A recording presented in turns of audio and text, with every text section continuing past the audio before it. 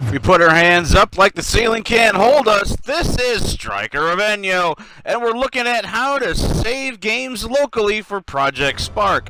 That's right, by now you probably know that in August 12th, 2016, you're not going to be able to access the servers anymore, so we're going to show you how to save this stuff so that you can play it later on. Now, right now, when you go into play, you can obviously do Crossroads. There's Episodic Adventures, and that basically is only Void, Storm, and Conker's Bad Fur Day? Bad Reunion, whatever it's called. And then obviously you can go into community games, and this is where you can download a bevy of stuff, creation tools and other things. But we're going to show you how to actually save the content, because you know what? I had a hard time trying to figure this out on my own. I went in offline mode and I couldn't quite see the stuff that I had downloaded because I had been going to the wrong spot. So we're going to show you exactly how to do it. So we're going to just find something here. How about Batman and the Batmobile? And we're basically going to download that and show you how to do it. So, just select Bat. There you go. So as you can see, our options are play and remix. We want to pick remix. Pick remix. Come on. Alright, so now the actual content is going to load in. Typically, you're looking at 10 megabytes is the biggest size. So this could take a little while. I picked something small just so we can load into it quickly. So now you want to hit start or escape on your keyboard. Then we want to move over to save. This is going to save it locally. Then we're going to pick save again. Make sure you don't pick save and share. Avoid that. So we're going to pick save again for the second time. And now we are going to overwrite the existing local save by picking save a third time, essentially. And now, basically, we're going to save the it's saving the game, overwriting it to our hard drive in a usable fashion. Game saves are always saved both locally and online when you create them. Now all we got to do is exit the game. It's just doing it this way actually creates a usable version. So, now we're actually going to back out of the play area and we're going to go into create. Now we're going to see my created projects on the bottom of the screen, and that is actually going to show it to us. Obviously it's up there too at the top. We can continue Batman and the Batmobile. But so we basically just want to go down to it, slide over. Well, yeah, you're just seeing all the other stuff I've downloaded recently. So we're going to pick Batman and the Batmobile again. And this isn't, it's not an episodic content. We can just hit play, of course. And we're going to load into it. And you're going to see you can basically play it. So that's it. And I'm going to show you another video that basically just shows you the exact same thing again. But here we are. Somebody created Batman, and he created a couple of Batmobiles and something else. So, and we've already saved it. You don't need to save it again if you don't want. But that's it. So yeah, when you have the options to play and remix, you want to click remix. Then you want to select save to save it locally. Then you want to select save again.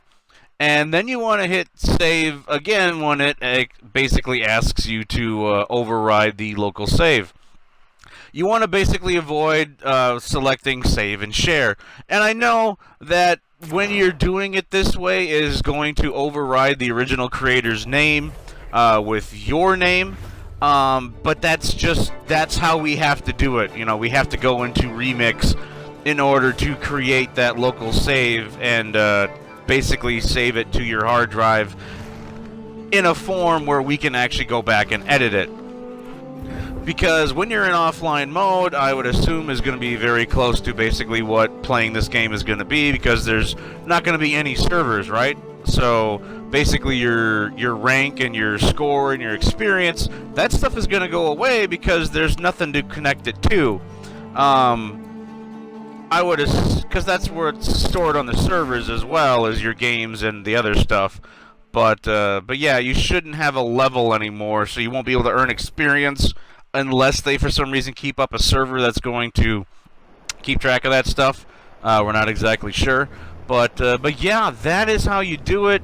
You can find that in the Project Spark discussion, the FAQs and tutorials.